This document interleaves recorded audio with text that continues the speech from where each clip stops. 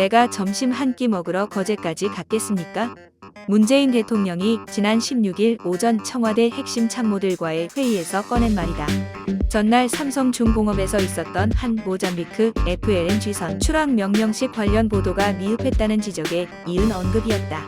박수현 청와대 국민소통수석이 18일 자신의 페이스북에 공개한 글에 따르면 문 대통령은 모잠비크 FLNG선 추락 명령식에 대한 보도는 조금 아쉽다며 사진기사 중심으로 보도된 것을 봤지만 그 내용과 의미가 국민께 잘 전달될 수 있는 기사는 부족해 보인다고 했다. 중요한 일정이었는데 언론들이 이를 중요하게 다루지 않았다는 말이다. 문 대통령은 참모들에게 FLNG선이 모잠비크에게 얼마나 중요하면 추락 명령식에 대통령이 직접 아프리카에서 한국까지 그 먼 길을 달려오셨겠느냐. 나도 모잠비크 대통령의 마음을 이해하기 때문에 그리고 우리나라에도 매우 중요한 계기가 되기 때문에 그곳에 다녀온 지 얼마 지나지 않았지만 기꺼이 간 것이라는 등 명령식이 왜 중요했는가에 대한 말을 이어나갔다. 박 수석은 문 대통령의 이러한 비공개 발언을 전하며 아쉬움이 많이 담겨 있는 것으로 느꼈다고 적었다. 문 대통령은 그간 언론과 여러 차례 각을 세워왔다. 특히 조국 사태 등을 거치며 임기가 중반을 넘긴 이후부터는 정부에 대한 비판적 기사에 민감하게 반응해왔다. 문 대통령은 취임 3년 차이던 2019년 1월 8일 첫 국무회의에서 특별히 당부드릴 것은 국민과의 소통과 홍보다. 성과를 홍보하여 정책의 수용성을 높이는 데 노력을 기울여야 한다고 말했다. 그러면서 각 부처별로 전문성이 있는 소통, 홍보 전담 창구를 마련하라며 언론을 통해 정부의 업적을 적극적으로 알리라고 지시했다. 반면 비판적 기사와 관련해선 정부의 정책을 부당하게 또는 사실과 다르게 왜곡하고 폄훼하는 가짜뉴스 등의 허위 정보가 제기됐을 때는 초기부터 적극 설명해 오해를 풀어야 한다며 정부에 대한 비판까지 가짜뉴스로 통칭해 규정했다.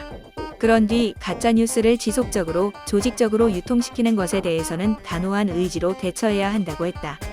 문 대통령은 언론재갈법으로 불린 언론중재법 논란이 불거졌던 8월에도 악의적 허위 보도나 가짜뉴스에 의한 피해자의 보호도 매우 중요하다. 언론의 각별한 자정 노력이 필요하다며 언론의 적대감을 드러냈다. 과거 정부의 임기 말을 경험했던 인사들은 언론 탓을 하는 문 대통령의 이러한 태도와 관련해 전형적 임기 말 현상이라고 말한다.